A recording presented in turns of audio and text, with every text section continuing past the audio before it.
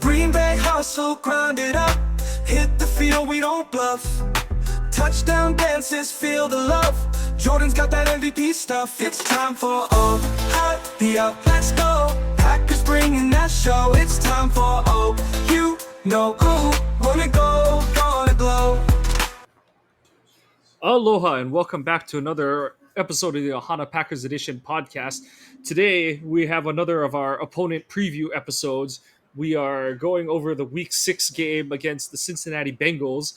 The Packers have their third home game of the season and they look to get back to their winning ways, coming off the bye after realistically slumping in after starting the season off 2-0. Despite this being an AFC opponent, they'll be facing a familiar quarterback after the Bengals traded for Joe Flacco. And we'll see. Zach Taylor said they expect Flacco to start on Sunday with basically just the 3 days of practice. So, Yeah, it's going to be a very vanilla offense. I mean, I'm expecting at least half of it to be Joe, huck it up down the field. Like, just your arm is still decent. Just huck it up to Jamar Chase kind of thing. And honestly, if the Packers cornerbacks don't have a better game, it could be a struggle for them if they allow Chase to get going and Flacco to feel any kind of comfortable back there. But Well, McKinney can't come out and say that he was bored this game because he's definitely going to need to be covering that deep end. Yep. So as we always do, we'll start off with the injury report. It never does feel great to have an injury report this long coming off of a bye, but we kind of touched on going into the bye that I do think the Packers are overcompensating after the Falcons, right? They got busted for misreporting an injury. So I do think that the Packers are kind of being snarky with it a little bit. You know, they like Jordan Morgan being a full participant with a knee injury that was never reported before any time. Even going so far as to say, like, Jordan Love is dealing with not just the left thumb, but also an ankle thingy. But he was a full participant. I'm surprised I can't take him off with the thumb now because it's been long enough. I think they're going to leave it on there as long as he's got some kind of bandage or wrap on it. That's just my thinking of how it's going to go. And I believe the picture showed he still had some kind of wrap on his hand at Wednesday's practice. Tucker, it's good that the knee isn't getting listed anymore, that it's just the elbow, that I don't think he even has a wrap on it. Or no, he did, I guess, but not like a brace or anything. Limited participants. The big ones are that Aaron Banks and Zach Tom returned to practice. Not as great. Rasheed Walker is still on there with that quad, but he was listed with that prior to the Dallas game. And then you've got JJ Enagbare, ankle. Nate Hobbs with an ankle. Nate Hobbs going through concussion protocol, but good that he's listed as a limited participant. That one's confusing because when the hell did he get a concussion? If you remember, he had that play where Dallas ran like a screen and he like kind of jumped over the pile to get in on the tackle, and then he was down after the play, and then they did the whole like side observer stop play and got him out of the game kind of thing. And so I know some people are gonna be like, oh, how come he's still like listed with a concussion? I think that's part of the weird thing with the protocol where you have to complete practice. It's kind of dumb because it's like you can't clear protocol without practicing. I do believe that's written into the CBA and the concussion protocol is like you have to get through a practice without symptoms and without exhibiting symptoms post-practice. So I get the feeling that he could be a full participant as soon as tomorrow or Friday, where it's just a matter of, you know, it's semantics really, because he technically hasn't cleared protocol because he hasn't hit the landmark of practicing without any sort of issue springing up. So I believe that's what it is. Jacob Monk returned as a limited. Jacob Monk and Christian Watson had their 21-day practice windows open, so they are always going to be listed as limited participants. The two, I don't want to say most concerning, but the two that kind of pop your eyebrow are McManus being listed with the right quad, which pretty sure he got dinged up on his last tackle attempt in the overtime kickoff coverage. And then Savion with the groin, where, he's picking up a lot of steam in terms of his special teams contributions. And LaFleur is obviously involving him more and more on offense as the season has gone along. So you don't want to see him potentially missing time with any sort of injury. So good that he's out there practicing. And then the two DNPs are Devontae Wyatt and Anthony Belton. Belton is the one I'm more bummed about that he's not back yet. I feel like they were a little more candid with him potentially being, well, I can't say candid. They were a little bit more bullish about him being like a short term, he'll be back sooner than later kind of thing. Whereas with Wyatt, they were a little more upfront that it's like it's truly week to week with him. I do think it's a good sign that they worked guys out on Monday but didn't sign anyone, because I feel like if his knee was more, I still think his knee is more of a 2 to 3 week thing, including the bye. So like he'll miss 1 or 2 games kind of thing. And that's why he hasn't gone on IR yet. And they wouldn't technically need to put him on IR until Saturday, because the counter is games missed. You got to miss 4 games kind of thing. So there's no point in putting him on IR before the bye week. And I do, Carlos and I have gone back and forth on another thread about this a little bit. And I do think it's one where with Wyatt, they're going to want to slow play it and see if they can, get through a couple weeks with him on the active roster instead of, him having to miss more games than he'd need to, that concept of it. So I think it helps that they haven't brought in an outside body, and hypothetically they'll just, if Wyatt's down, they'll activate both Stackhouse and Brinson, and maybe even James Esther gets an elevation on game day for this Sunday. So I'm thinking Brinson's going to have to be active one way or the other, because even if Wyatt plays, you can't guarantee he's going to go through the whole game.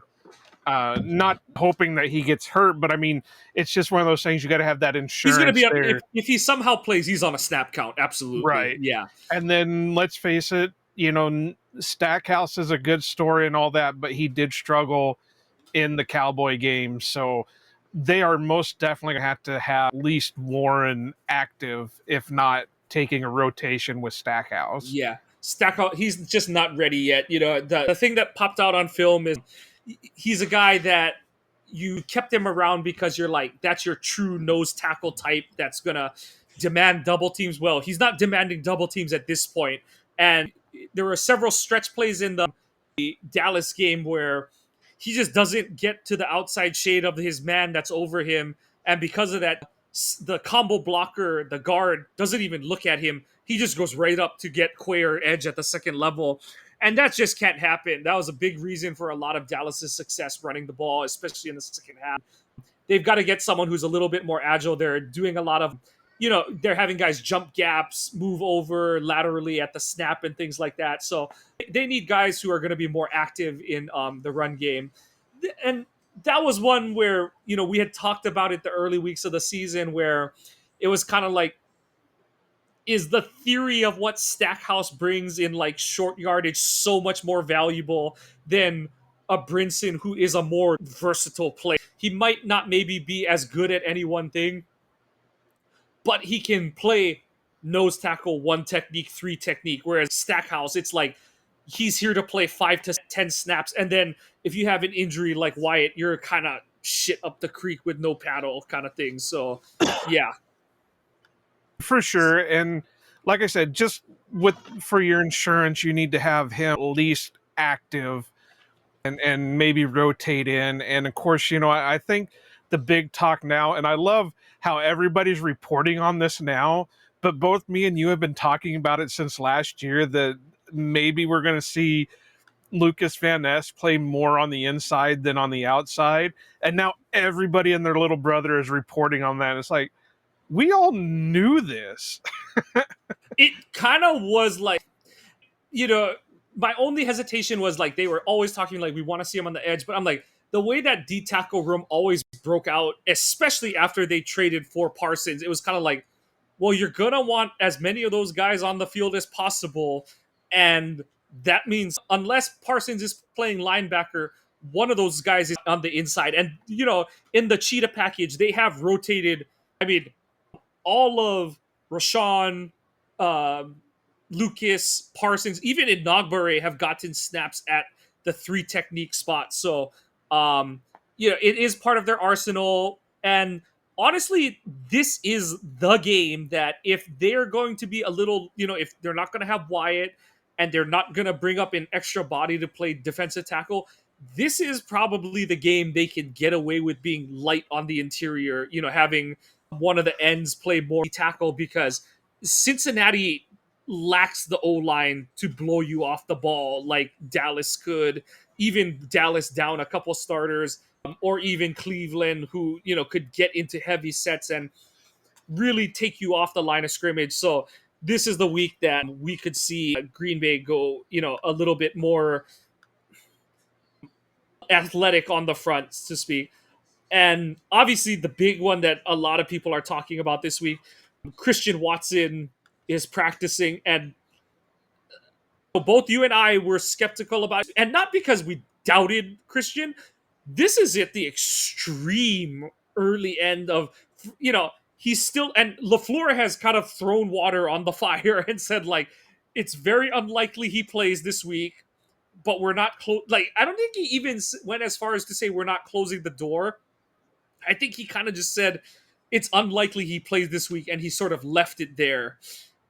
I was trying to think, when is the last moment that they can activate for a week? Is it the day before a game? So, okay. So, in terms of activating for the week, it's like the day before. It's Saturday at 4 p.m. Eastern or whatever.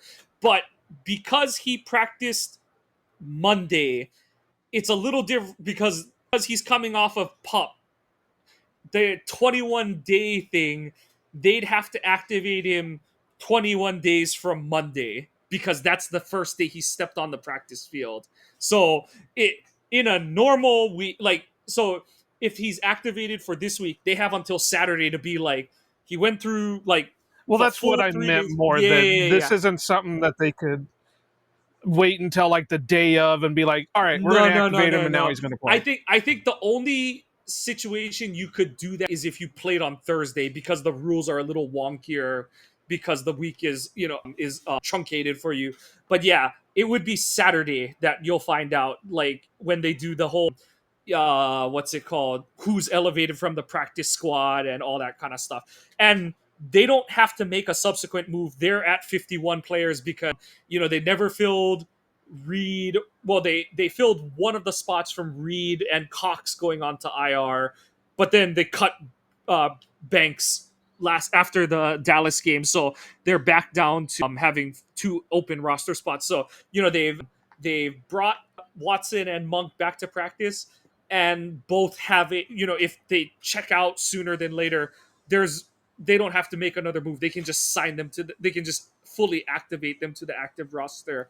So here's the one thing that I have to say about this whole situation. When we were talking about when Christian would come back, the earliest we said was always going to be Halloween. Okay. I really doubt he's going to be this week. I really do. I have my doubts that it's going to be this week. Well, next week, what is it? Next week's game Arizona is right, which is the 19th. They may activate him, but they're going to be playing that weird turf surface that Arizona has. Do they want to put him back out there on his first game? That's the field that basically ended Robert Tunyon's career. So when you get to looking at the dates, if he's not activated this week and he's not activated next week, he'll be activated for the 26th, which is the week of Halloween, which is the date that we've all been talking about is the most realistic for him to come back.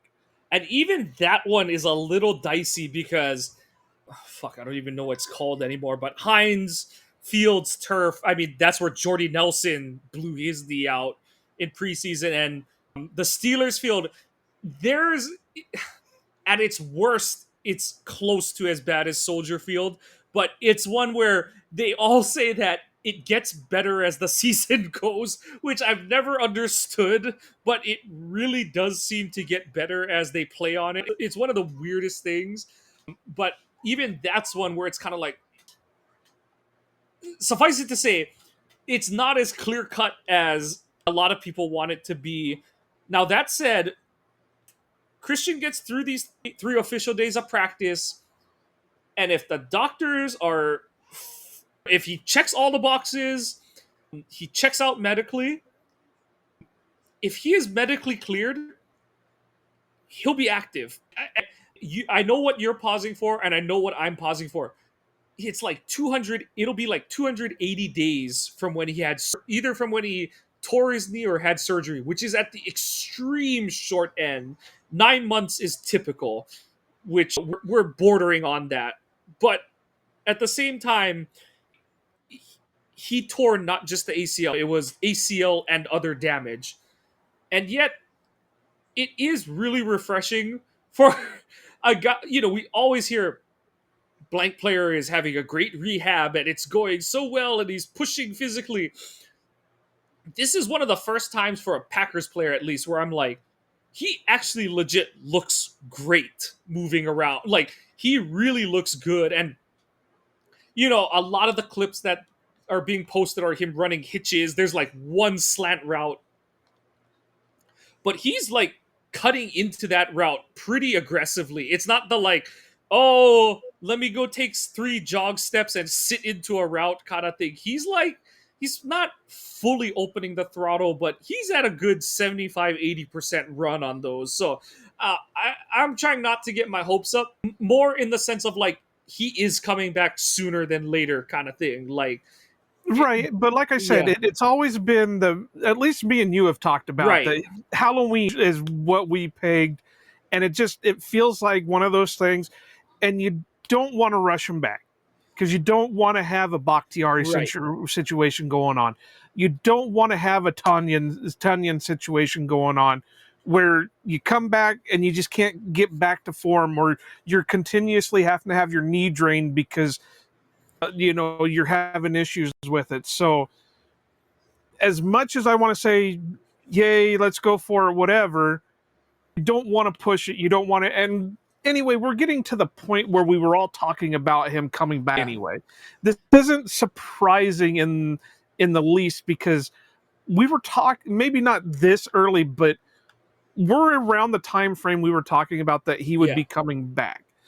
Now, whether or not he'll be back at full blow when he actually is activated, people are going to temper their expectations. My biggest question is, how are they going to handle that room when he's actually back? Do they trust that if they release a Malik Heath, that he's going to make it through waivers to be able to be on the practice squad? I don't think they're releasing Heath at this point. I don't think Heath becomes a question until Reed is back in the picture. Because at this point, you bring Watson back, you're only at 6 receivers. And Watson is going to be limited. As much as we can say he looks great and all that kind of stuff, he's not football conditioned. And the knee hasn't been hit. His body hasn't been hit in almost a year. So it's going to take time. Just like Parsons was on a snap count to start the season, Watson is going to be on a similar load management snap count situation too. So, and on top of that, LaFleur likes to rotate his receiver. And sure, maybe Heath snaps go down from a dozen to like 5 a game or something like that, but they're not cutting him until like they're dead ass certain Watson is fully healthy. And then on the other side of it, it's like Reed's hurt. All the guys except for Dobbs have spent time on the injury report so far this regular season. So I just don't think they're gonna chance. And like Savion spent the whole season on the injury report. So I just don't think they're in a position to be like, yeah, let's just cut a guy loose. Because like I said, they don't need a roster spot. Right, And but I'm yeah, just trying to figure out how that room is going to look, because but I guess I should add it on there when Reed comes back, because then you're going to have all these guys in there, and it's like, but Heath has been reliable when needed. he may not be getting the snaps, but look at the catches he's been having to make. Somebody's going to take a chance on him. I think the Heath thing, it's so far out because, Reed's rehab is still like, the best timeline was like 6 to 8 or 8 to 10 weeks or something. So he's still 6 or 8 weeks away at this point. And to me, it's so far out that the way that the NFL goes, it's a moot point worrying about, because whether they keep Oh, I'm seven going to worry receivers, about it. Don't tell me not to worry about it. whether they keep 7 receivers when Reed is healthy, because that's the thing is he's going to be on a snap count too when he comes back. So it's like, to me, that thing is so far away that, what's it called? Either because of Reed still being on a snap count, there's a chance Watson's still on a snap count at that point, because they're not babying him, but they're have the proper abundance of caution kind of thing and stuff. So it's like you're still heavily rotating the receivers, and then on top of that, like I said, someone else is gonna get injured. I hate to say it, but they're gonna put someone else. If they don't put another player on IR this season, I'll be absolutely shocked. But the way that injuries just go in the NFL, there's gonna be another roster spot that opens up, and they're gonna be able to. Well, this is, are you going to be able to keep all those guys? Yeah. Because, if Watson comes back, we're at 6, and Reed comes back, we'd be at 7. With the carousel that they've been kind of running with the O-line right now, are they going to be able to justify keeping 7 guys on roster? Well, that's the thing is, if they bring Monk back this week, they're at 8 O linemen on the roster, and 8 is the, like, Mosqueda talks about it all the time. So the game day active roster is 47, but if you have 8 linemen, you can have an 8th lineman active as like an extra roster spot. So that's why it's been, I don't want to say easy, but you kind of like, oh, what are they going to do for like active roster, for game day roster and stuff? That's why they were elevating Banks while he was on the practice squad. I think that's why they brought Lacedis Smith back, is because, right now they're sitting at 7 O linemen. Yeah, so they have options there. And so even if Belton misses this week, whether it's elevating Lacedis Smith or bringing Monk back to the active roster, they're going to have a line. Like, what I'm trying to say is, it's not O-line where they're going to be like, oh, that 7th receiver spot, do we need that for something else? Maybe it's for, to bring Brenton Cox back, or Colin Oliver off PUP, or maybe it comes down to 7th wide receiver or Marshawn Lloyd kind of thing. Like, it's that, but Lloyd's not ready to come. He's eligible, but he's not. They didn't open his 21-day window. Same with Oliver. What's it called? Cox has another week he has to miss because he's been out since week 1. So they're there's balls for Gutekunst to juggle, but they're not there yet. So until we see some of those things start to get into motion, it's one of those, like, I don't want to say, you're right. I shouldn't say I'm not worried, but it's one of those where the roster spots they have, really Lloyd is the first one where it's like, okay, how do they look at that 7th wide receiver spot on the 53-man versus having Lloyd? Because everywhere else it's like, for Cox, it's like they have, because Sorrell is healthy now, they have 5 edges up on game day. And same with Oliver, it's like, okay, whether you have a 4th line or 5th linebacker or a 6th edge, whose spot on the roster does he take? It would be from a defensive guy, not necessarily a 7th wide receiver. So there's routes for them to go, but that's my long-winded answer for saying they're gonna juggle a lot before the Heath position comes into question. That's just my point of view on it. From the Bengals' point of view, a much shorter injury list. Old friend Lucas Patrick was designated to return, so the Bengals opened his 21-day practice window. Tight end Drew Sample did not participate, I believe. No, he is not their starter. He's their 3rd string tight end. Gesicki, and I forgot Noah Fant plays for the Bengals now. Yeah, they got two Hawkeyes over there. They got Fant and they got Eric Gall. Oh, But I think um, Gall's on injured reserve. yeah,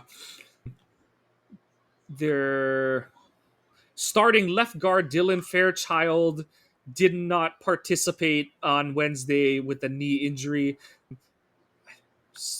BJ Hill, who is their starting defensive tackle, along with TJ Slayton, was a full participant. Backup wide receiver Charlie Jones was a limited participant. And then their first round pick, Shamar Stewart, was a limited participant. So, shorter list for the Bengals. But as we noted, the big thing for them is they're a new quarterback. And he is going to be playing behind one of the most inconsistent slash bad offensive lines in the NFL. You've got former first round picks, you've got former high picks, you've got former Patriots, you've got Super Bowl champions, but they're all guys who have either underwhelmed or have been allowed to walk by former organizations because their level of play was not up to snuff. And I mean, it shows. This team, they allow, what is it? They're allowing their quarterback to get sacked on 8.5% of plays. That is bottom third in the NFL. They're 31st in interception percentage. And I know that's mostly an individual quarterback thing, but if your quarterback is under duress as often as the Bengals quarterbacks have been, the chances for interceptions go up. And, that's one thing that this Packers defense hasn't done a lot of. And, up until the Dallas game, they were playing some stifling defense the first 3 weeks of the season. And at the time, my comeback was that the opponents had just been going to college offenses where everything is spread out short kind of thing. And Dallas was the first time where we saw big plays popping up left and right across the defense. So this is the week to not allow that to happen. Jamar Chase is as dangerous of an opponent as there's going to be in the NFL. T. Higgins is healthy for now. And, Gesicki is not a blocker at all, but he's still a receiving threat. So, Well, neither one of them are. That was the main knock on Noah Fant, was he couldn't block to save his life. and it showed they've got a lot of talent at the skill positions, but the Bengals have real problems protecting the quarterback. And on top of it, their rushing offense is dead last in the NFL. I was like, I know they're bad, and I'm like, oh shit, they are dead last. They're second to last in yards per rush at 3.1 yards per carry. They are dead last in rushes per game because they've spent a lot of their recent games playing from behind, and they are dead last with 57 rush yards per game. So, and Green Bay's defense, I know that they haven't been as stout the last two games as they were the first two games of the season, but they're still fifth in yards per rush at 3.6. They're third in rushes per game at 21.5, and they're second in rush yards per game allowed at 77.5. So, that what does that all point to? It helps you, if you're able to snuff out an opponent's run game, you're putting them in third and long situations, and that gives this defense what it wants to do most. And you want to have opportunities to rush the passer, and it's really important for the Packers to get back on the horse of getting quick, immediate pressure on quarterbacks to convert some of the more of those for sacks, but also induce interception worthy plays. And it was so frustrating watching the Browns play Detroit and see Flacco put up some absolute duck worthy interception balls in Detroit. And it's like, you couldn't throw any of those against Green Bay when it would have been beneficial. He threw the one bad ball, but it was end of half situation. I know some people are like, oh, McKinney's got to know to let that one go, all that kind of stuff. If he lets that ball bounce, I don't think Green Bay runs up, because Green Bay was getting so beaten up front. I don't think Green Bay even bothers to try run a Hail Mary play out of that situation. They probably just kind of kneel it down and go into the half because there's like 6 seconds after the play or whatever kind of thing. So, time to see this defense start to turn opponents over. And on offense, like, I know Trey Hendrickson was a topic of discussion for a lot of this offseason. Outside of him, this defense is not stout at anything. They're bottom third against the rush. They're what's it called? They're actually middle of the pack in opponents' yard per rush, but they're allowing 4.3, which would be absolutely great for Green Bay's offense if they were getting 4.3 yards per pop, and they're giving up 132 rush yards per game, which is bottom third. So, LaFleur is going to want to, as much as Jordan is really setting the tone for this team and has been outside of one throw, 1.5, if you want to count the one that got called back against Detroit, he has really been on one this season. And this is a week that, I know we said it about Dallas's defense. And the thing is that he did get right after a Cleveland game where he got beat up a bunch. But this is one where, especially if Bang and or Tom are able to come back for this game, you really want to see this O-line gel both as run blockers and as pass protectors and see this offense get back to being on track for a whole game and LaFleur having the confidence that he can just move the ball at will down the field. Yeah, for sure. I was just looking at some of this stuff, and I was watching Lombardi's Bar earlier, and they had a beat writer for the Bengals on and talking to her, and she said that, the secondary is what's hurting them the most because they're just not living up to their hype. And I felt a little bit bad for you because you got 2 Michigan alums over there, and Dax Hill and DJ Turner. And I mean, they're defending passes. They got some PDs. Turner's got 6 PDs, but and they're taking the ball away a little bit, but it's not major. And even looking at their sack numbers, I know people are giving the Packers a hard time because Trey Hendrickson's got 4 sacks and Mike has only got, 2? 2.5, I think, yeah. And then you look at Joseph Asai and Chris Jenkins and Miles Murphy and BJ Hill. They've got some numbers going in there too, but really there's not much on their defense that's really like scary. And I hate to say it that way, but they're struggling. And they've got 2 young linebackers that are pretty decent, but other than that, as long as the O-line can hold out for the Packers, there should be no reason that these guys can't get carved up.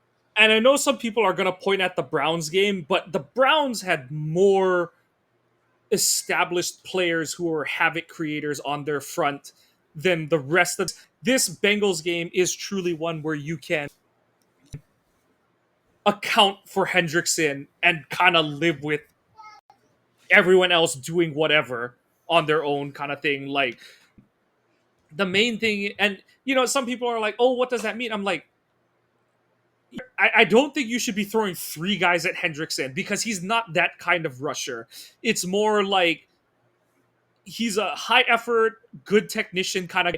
He's not the like athletic freak that Garrett is, where he's gonna just run around someone kind of thing. It's gonna take him some time to get to the quarterback, even on his best rushes. He's not the guy he's not a DeMarcus Ware who's gonna just teleport around the guy kind of thing. He's a more in like the Kenny Clark mode, where I don't want to say it's a slow burn, but it's like a piston compressing a beer can kind of thing, where it's like the piston is gonna beat the beer can, but you've got time till it happens kind of thing. He's more quick than he is fast. Yeah. And he's also more of your strength than he is your speed. And it's something that we've talked about with Rashawn for the longest time is, Trey knows that his his ability relies on strength more than speed, whereas Rashawn knows he can do it with strength, but for some reason keeps going with the speed on it. And so, and let's face it, we all know this, and I think even LaFleur has kind of mentioned it, that they over prepared Myles Garrett. And as long as they don't fall into that same trap with Trey Hendrickson, and they, the line can stay relatively healthy, don't think you're going to have too much of an issue with it. I'm not sure off the top of my head. Do you know off the top of yours what if by chance any of the guys that are not able to play, do we have any other O linemen on the practice squad? So Lecitus Smith is there. Right. That's the thing, is they're light on tackles right now. That's the biggest problem the Packers have, is while I wasn't the biggest Banks fan, they don't have a lot of options. I think the only other tackle they have is that Oklahoma State kid, Dalton Cooper. Those are the only two offensive linemen on the practice squad, is Smith and Cooper, which is pretty normal. That's pretty average, and it's they might keep 3 at a given time, but you're kind of you're splitting those 17 spots amongst all your position groups, so that's not out of the ordinary to have just 2 O linemen. And it really is just going to come down to whether Banks and Tom can go. And what I want to see is that they have learned lessons from the Browns situation, where, like you already pointed out, that after the Browns game and going into this game, LaFleur has made comments about how he, like you said, he overcompensated, over-prepared, over-worried about Myles Garrett. And I do think that played into, like, I don't want to say they were reckless with Zach Tom. Like, Spoon Silverstein has come out and said, like, no, like, they weren't blowing steam up our ass. Like, he really was truly like a pain tolerance thing, and it's not a re-aggravation and all that kind of stuff. But what Spoon and a lot of other guys on the beat have alluded to is that LaFleur was so concerned with Myles Garrett that he kind of was like, oh, Tom can play, he's playing, kind of thing. And then he, like, went in with kind of, they were practicing one way, like, where they were like, is Tom gonna play, is he not gonna play? And then he gets hurt after the first play, and then Banks gets hurt, and then Rashid's face mask breaks and stuff. And so LaFleur is already, like, overcompensating for Myles Garrett, and then he's got 3-5 alarm fires that go off on because of injury and stuff. And so both in terms of, like I said, I don't want to say he pressured Tom to play, but I think, like, there were multiple light bulbs that were like, problem solved, Zach's gonna be able to play, kind of thing. And then when he couldn't play, it was like, uh-oh, like, now what do we do, kind of thing. It's probably like anybody else who works a job, and they probably went up to Zach Tom or like, hey, can you play? And instead of being the typical no, he was like, yeah, I can get through it. And like you said, then that lit the fire under LaFleur. It's like, okay, yeah, we're good. He's going to play. And then that all went downhill. But I don't want to see him come back if he's not ready to come back. Yeah. So, whatever. But obviously, if Belton is DNP's today and going up to Saturday, he's not practicing, he's most likely not playing. Banks, I think, is probably a little bit more of a go, because even he kind of said that it's not a major concern. Just he, whatever, he tweaked it or whatever, and it just pain tolerance with him too. But this is where we were kind of saying last year we had an overabundance of exterior guys, but hardly any interior depth. we're running the opposite now. We're having a ton of interior depth, but we're having nothing on the outside. And, it's not looking good. They are going to have to bring an extra guy to the practice squad. I don't care what they say, unless they really think this Cooper is something else. And I don't know. I don't know much about him. He was a guy that I did like coming out in the process. I do think the problem there is I think he's only a right tackle. I don't think he's even really a guard because of how he plays. So it's like it's always hard when you have guys, and I think that's Banks got activated over him, and even got elevated to the active roster ahead of Cooper is because plus Banks was in there the whole preseason, whereas Cooper got added a little bit late in the process and stuff. But it is one of those where it's like, okay, if Tom can't go, then you're putting Kennard at right tackle because you want Morgan ready in case Banks aggravates the groin and stuff. And it's so hard to weigh which is worse in terms of Zach Tom dealing with the same oblique problem or Banks is on his second injury of the season, kind of it was the ankle, but it's traveling up the leg kind of thing, whether it was compensating for the ankle and that's how he tweaked his groin, or if it's just a freak, it happened kind of thing and stuff. So you hear different theories on which is worse kind of thing. But, the big thing for the Packers and for them to be able to string together some wins and get on a roll, this O-line's got to get healthy. And as much as you and I ripped on LaFleur, I don't want to say he has, but and of course it's right after I lauded the Packers for how they've approached their O-line construction and the depth that they have, that they've gone and had two subpar games out of that group. But all the mental mistakes, the false starts galore in Cleveland, the physical, missed assignments that they've had the past couple weeks or the past couple games. As much as I say that you've still got to run your own shit, I understand where LaFleur is coming from. How can I call these plays if they can't pass pro from under center kind of thing and stuff? So it does handcuff his calls if he doesn't feel comfortable running the whole playbook. And at the same time, you've had the bye to work this shit out. Whether it's Stenovich, you got to get your ass back in that O-line room and help Butkus get it figured out, whatever, something we talk about a lot. You've had the time to get shit worked out.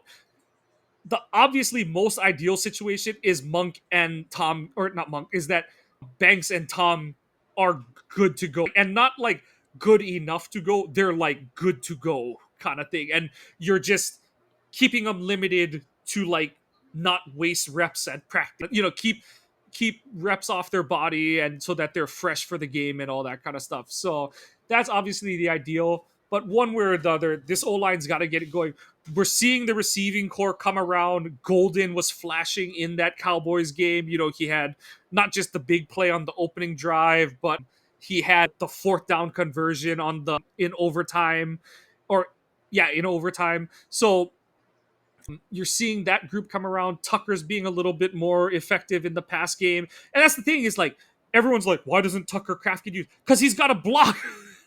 And Yeah. so as much as I hate, it goes back to something you and I have talked about and Dusty was putting out there is unfortunately, because of their O-line issues, I know LaFleur wants to operate out of bigger personnel packages, but because you're dealing with O-line issues, you've got to go spread because you want less guys in the box. And I know that goes against LaFleur's base DNA. He likes to be in big personnel with condensed packages and stuff.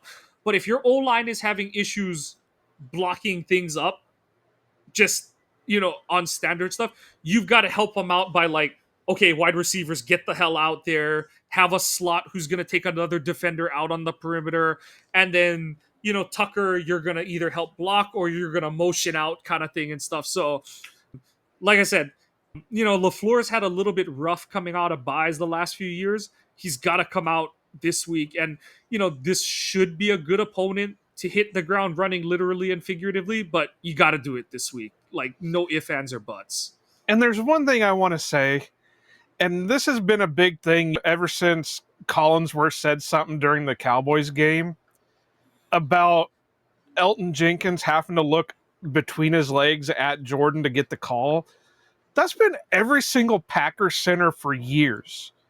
They've never done that little tap. No. They've always, it's just guys like Josh Myers and Corey Linsley have been able to hide it a little bit better than what Elton was, where they would do their look, then they would just go ahead and they knew the snap count. So I don't know what it is with Elton and not understanding what because if I remember right, it was always with Rodgers that they knew to hike it on a certain cue.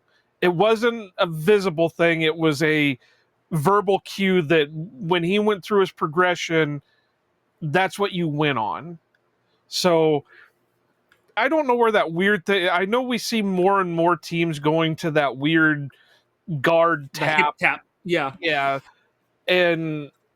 But I don't know where this is all coming from, where the Packers are being called out because Elton Jenkins is. It's honestly, to me, like, Collinsworth is going to blovate and make a bigger deal out of it. The Packers aren't the only team. They're one of the last teams who do it that way. But it's like, it's much closer to like 50-50, 2/3, 1/3 kind of thing. He's pointing it out because the Cowboys do the hip tap thing and stuff. And I'm so weird about that, because maybe it's because I'm a little bit old school too, but I don't know how that doesn't borderline false start, because you literally have a guy like lean back and then go forward and then do his tap or whatever. Right. And it's funny, like, the rules that allow that are like, they're so stupidly vague how they write it up. Instead of saying like, this is the thing you're allowed to do, whether you're the center who's flipping your head down and coming back up, or the guard that's tapping the center on the shoulder, there isn't like you may tap them on the shoulder, or you may put your hand in front of their face and, like, swipe kind of thing. There is no explicit, this is what you can do. It's you're allowed to signal the center, but you must not do something that simulates the snap or something like that. And that's where you see a lot of people complain about what Elton's doing, because they're like, he shouldn't be allowed to snap his head up like that. But then the rule is like, the center is allowed to look at the line call kind of thing and stuff like that. So it's like, and the part that irritates me is when they're like, oh, Jenkins, he's doing too much. I'm like, he's not jerking his head back unnaturally. His head is coming back because he's literally looking up. But the thing most of the people that are complaining have never worn a football helmet in their life. Right. And the thing that's quote unquote supposed to get called is like something that looks like Elton has snapped the ball. But what Elton's doing is he's like, so he's down and then he's up. Like, he's not even fully up, because like you said, the helmet hitting your pad restricts you from, like, you can't do this. When you're crouched in a stance like this, you can't lean your head back this far. He's literally looking out the top third of his face mask. And so, yeah, it's like what Elton's doing is like he's turning his head side to side.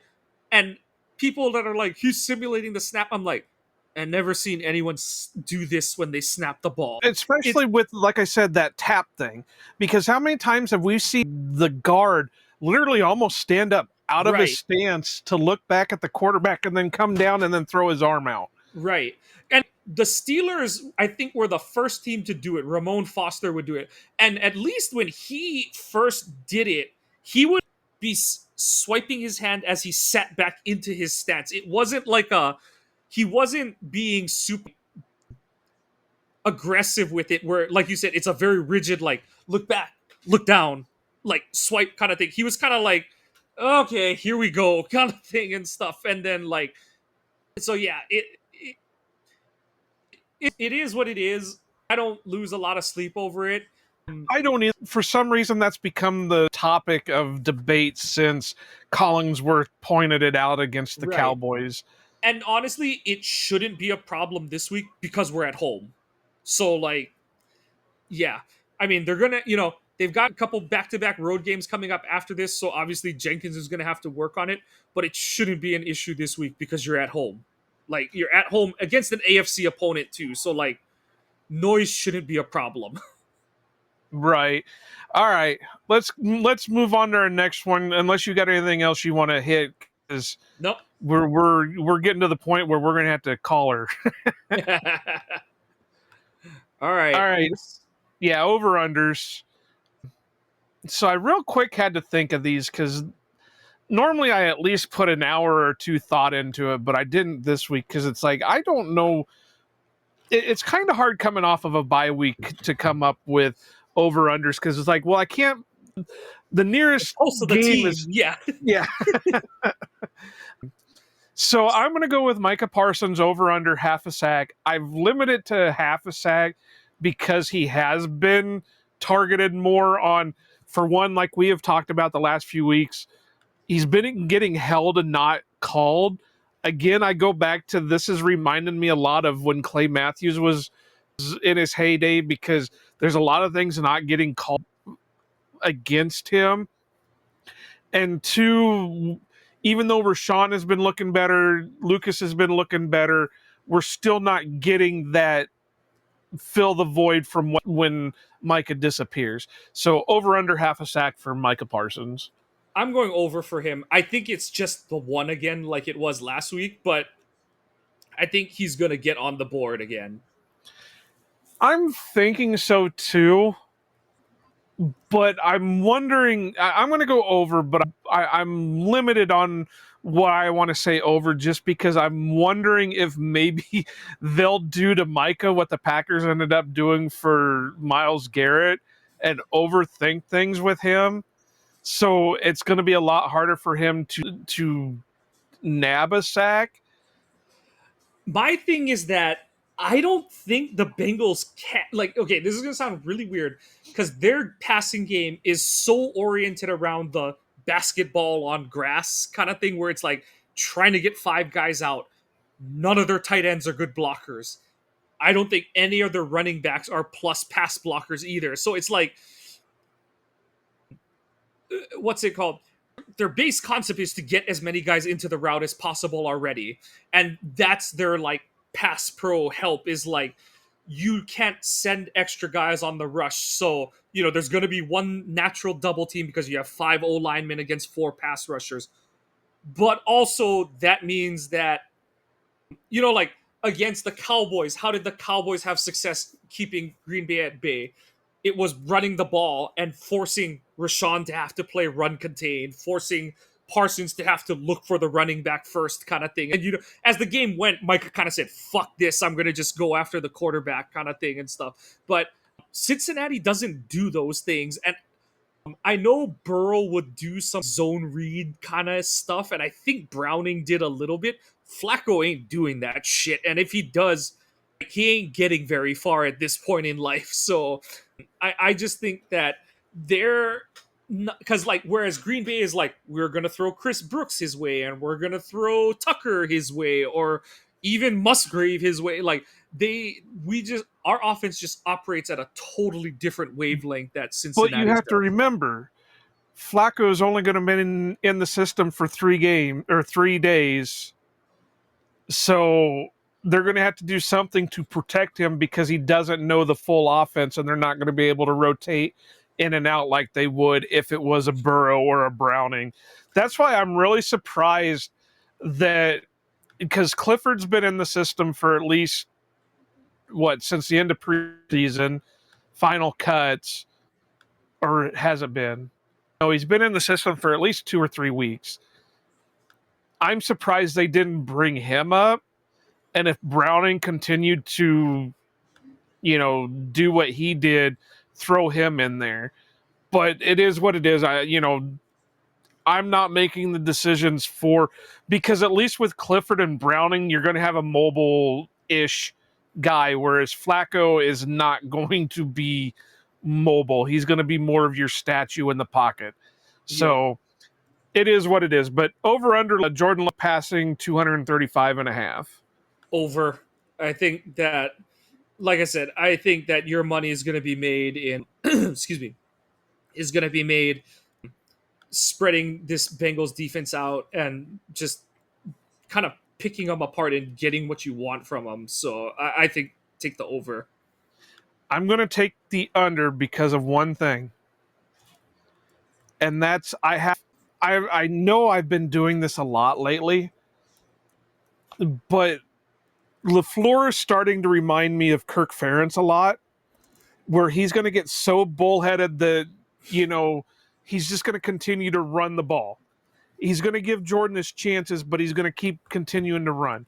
Now, I'm going to say it's probably going to end up being like 225 or 230, so it's not going to be too far under, but it's scary because we get into games with these type of teams, and LaFleur, again, I go back to, it's like LaFleur thinks you can only score 600 points in a season, and you got to spread it out throughout the season.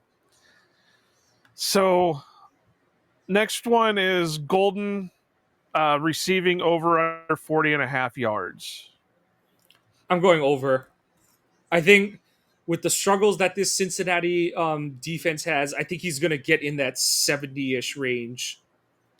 I'm going to say over, but more like a 50 and a half, 55 or something like that. I really hope that they start using him more as a featured receiver, even though, don't get me wrong, I love Dobbs, I love Heath. I'm still 50-50 on Wicks, even though he's showing more progression now. So I hope they start featuring Golden a little more just because of his speed, his route running ability, his capability at catching. I'm hoping. So this last one is funny just because I keep hearing this all over the place. And they keep talking about that because Flacco was traded to the Bengals, that if the Bengals were to beat the Packers, it would be the first time since like 1950 that a quarterback has beaten the same team with playing on two different teams. So this is mentions how over under mentions of if Flacco wins, it'll be the first time since 1950. We'll go over under 7.5. I'm going under. I just think that you're going to get, I'll go with like 3. You'll get like 1 at the beginning of the game, 1 at halftime, and 1 like late in the game, whether it's close or not. Because it's like, if it's close, then it's the like, remember, he could be the first to do this. Or like, if Green Bay, and I'm, especially with a young team, with a still young quarterback and a like unsettled O-line and stuff, a 14-point spread makes my eye twitch a little bit because it's kind of like, those are the kind of situations where I know Vegas is almost always right, but you get into those ones where like, lightning in a bottle, all that kind of stuff. And then, LaFleur chooses to keep opponents within arm's reach. And if you remember how the last Bengals get, everyone remembers obviously Crosby's issues and all that kind of stuff. That game is close because they had chances to like push the lead, take a bigger lead. Rodgers throws a weird interception in the first half and stuff. And then the Packers are like, look like they're in control going into halftime.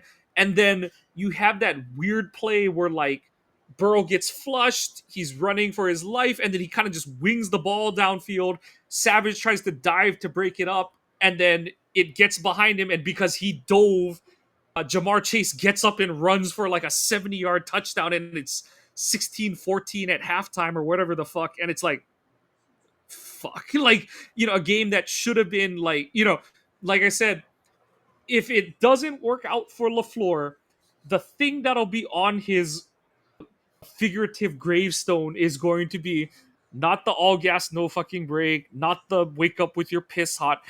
The epitaph on his gravestone is going to be dominating everywhere but the scoreboard.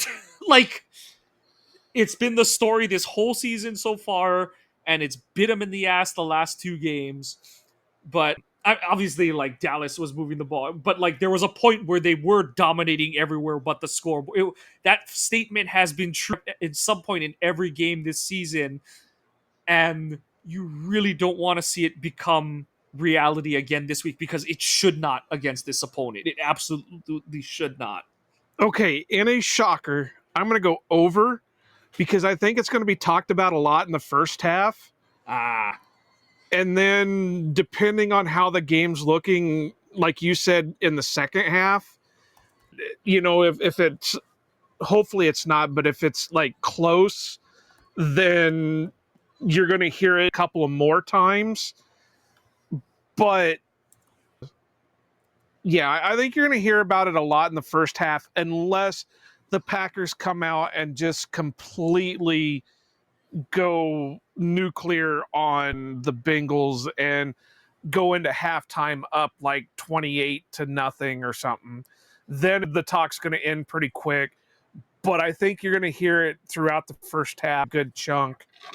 the way that you avoid that, you either get up a lot of scores on them, and or you force a lot of 3-and-outs. Like, the longer drives go and the more like BS 50-50 balls Flacco's allowed to throw up, arm punts that Jamar Chase is allowed to moss our DBs over, the more that you have that happen, the more they're going to say shit like that. So Yeah. eliminate those chances and score multiple touchdowns. Like, enough of this being up 7-0 at the end of the first quarter shit. I'm so sick and tired of that. Like, god damn it, at least be up 10-0 kind of thing. Like I said, go for the kill. Don't go for a wound. Don't go for a draw. Go for the kill. Yeah. Like, I hate the people that are like, oh, but they were driving. And I'm like, yeah, against the Cowboys, they punted on 4th and 2 kind of thing, like right after the second quarter started. So, yeah, exactly. Any other thoughts? I said, I do have a feeling that it's going to be mentioned quite a bit in the first half, just because. Yeah. What is this? Is a Fox game? Yes, it's okay. Or wait, no. I think it's okay. The broadcasting thing always it's CBS. Okay. They keep flipping it. For the longest time, it was the home team is the channel, but I think in the 2000s they shifted it where the road team is the one who's brought. So like AFC is CBS, NFC is Fox, and so maybe because it breaks the blackouts or something like that. Yeah. I think that's what it is. So because the Packers are at home, it's a CBS game. So does that mean we're gonna have Romo? No, I don't. Or do we? No, I think Romo is at. Hold on. 506 Sports. Because if we have Romo, then I'm gonna put it at like 20.5. Because that bastard's gonna just keep saying it over and over and over again. We have. Nope. Romo and Nance are they're on the NFC poll game for CBS. We've got Green Bay's own Kevin Harlan and Trent Green. Well, then I could see Kevin saying it a couple of times. Yeah, because especially Trent's played for a bunch of teams, and I can see Kevin doing the like, "Hey Trent, have you've played for a couple teams? Have you ever been traded in season?" kind of thing, and like, yeah, like I can especially because Trent's a quarterback, he's played for a few teams, kind of thing. I can see the Packers have to do this once before. Wasn't it Baker that was like on the Rams and then it was on like the Panthers and then went to the Rams?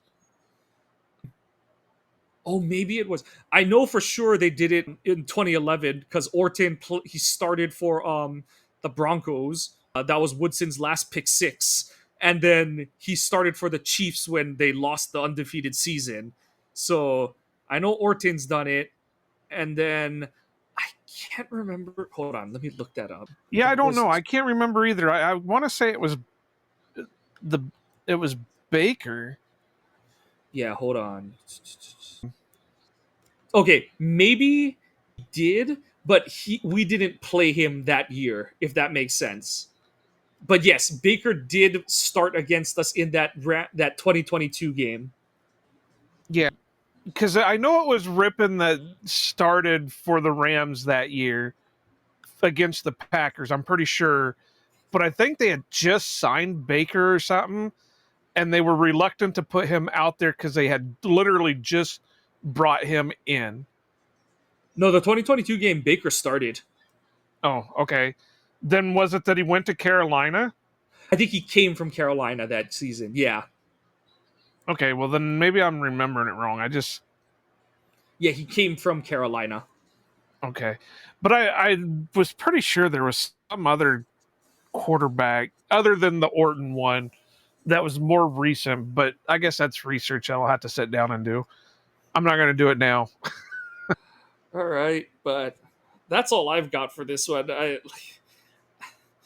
I wish that we had more to say, but this team has been relatively inconsistent with how they've gotten about this season because of all the injuries they faced on the O line. There's been a bunch of, you know, LaFleur hasn't been able to call the games he's wanted to call because of the injuries on the O line, because he's waiting for guys to get healthy. Can't go to his under center game as much as he'd like because of the issues he's dealing with and stuff. So, we'll see. We'll see. I'd love to have more concrete answers, but it's gonna take some clarification. For sure, and it's also tough this week because we're coming off the bye, so we don't have anything really. The last thing that we have to go off of is the Cowboys game. Mike's being invaded, so that means we're going to have to wrap up here pretty quick. So The pups are going home for the night. And on that note, as Joe said, we're gonna put a bow on this one. Like we said, it's not that we're running out of things to talk about. It's actually that we don't have enough surefire answers to give because this team is in flux based on where they're at injury wise. So that is something that I'll be interested to see how it plays out over the course of the game. But like I said, the main thing is just have a better plan and have a better contingency if that initial plan goes up in smoke. Because, like I said, looking back on the Cleveland game, I understand why it happened, but that can't be your response is to panic if your initial plan, your already duct tape and scotch tape together plan goes down in flames. Like, you can't be like push the red button that's not working kind of thing. So have a little bit more poise under fire in that case. And the one that I keep going back to is trust your quarterback. LaFleur was so ready to turn the key. Not that he just tossed Love the keys in 2023, but it was made very clear that this team is going to go as far as Jordan can take them. And, and I don't think LaFleur doesn't trust Jordan, but it gives credence to the, like, he's sheltering his offense because he's worried Jordan's going to make the big mistake. I think it's more because of the O-line inconsistencies, poor play. LaFleur's like, can I trust them to run all my bootleg deep drop packages? But it's going to always come off as he's afraid of his quarterback. And, like, Jordan might have good stats, but it's because LaFleur is he's hand signaling everything. He's drawing everything up and setting it up on a platter for Jordan, which couldn't be further from the truth. Like, you don't get the even if it was true, what quarterback in the NFL doesn't? Right. You still have to execute. Like I said, I've matured to the point where everyone's like, oh, Tom Brady's just a system quarterback. His superpower is that he fucking knew his system inside out, was willing to throw to whatever guy was open, and he would do it. And he's got 7 rings in his pocket because he's like, I trust this offense is going to run, and my job is to deliver the ball on time and on target. And that's a superpower. Like, and what separated him is he could throw the ball to all parts of the field kind of thing and stuff. And, getting back to the Jordan of it all, it's like, your guy can do it. He might not be as accurate. He might not make always the perfect decisions, but he's been right way more than he's been wrong.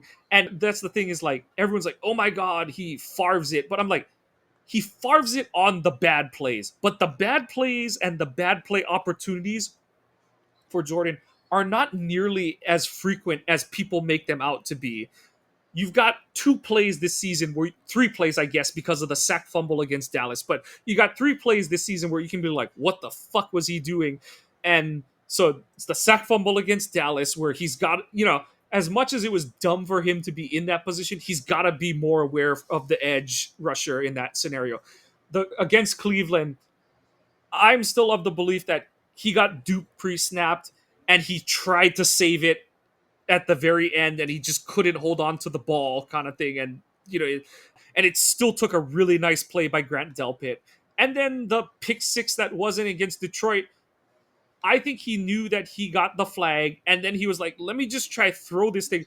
And Brian Branch makes a stupid good play on that ball that sure, Love could have thrown it another foot outside, but he's like, I'm throwing it to a tight end, so it's still got to be sort of on his. Even though it's Tucker, it's like he's not a receiver. He can't sprawl and jump. He's not going to dive 3 feet wide, kind of thing and stuff. So, all that to say, trust Jordan. Put it on Jordan. You're paying him to be that guy. Let him go be that guy. And he almost bailed the whole team out against Dallas. And that's your guy. Josh is really great. Josh is single-handedly propping up this run game because he's getting 92% of his yards are after contact kind of thing. And he's had a couple misreads and stuff. For the most part, all the stuff he did against Dallas was let me discard this first defender and then I'm going to go run for 10 yards afterward kind of thing. So it's help Josh out, get extra guys out of the box and stuff, and run to set up the pass to set up the run. But speaking of Josh Jacobs, I do have the new design up in our Halloween collection of the Soul Stealer. Nice. Go over to now. Things have changed. It's not quite on the Packers or on the ohanapackers.org site. You can still go over there and click on store, and it should take you to the actual store, but it is ope-shop.fourthwall.com. Now that's a mouthful, but it does take you there. It does take you there. So whether you want to, and fourth wall is spelled out, not the number 4th, FOURTH. But instead of remembering so that, it is up over there. It is, the font does come in 2 different colors. You've got plasma purple and blood red, and make sure you go over there. It comes in t-shirts, hoodies, pint glasses, and mugs. Yep. So check it out. Just tested the link to make sure it's going right. It does. Check out our articles there. Check out the recaps of all the stream episodes from us on OPE and from Cheese Talk Radio. Those are all on the website. Follow the podcast on your social medias at Ohana_Packers on Twitter, at Ohana Packers Edition on Instagram. On Facebook, search Ohana Packers Edition. Please follow us there. I keep saying it. Trying to get to our 100 followers so that when we do our live streams, we're live streaming not only on Instagram or not only on YouTube, but also on Facebook as well. Follow the podcast on your favorite podcasting apps. Please give us a like and a subscribe.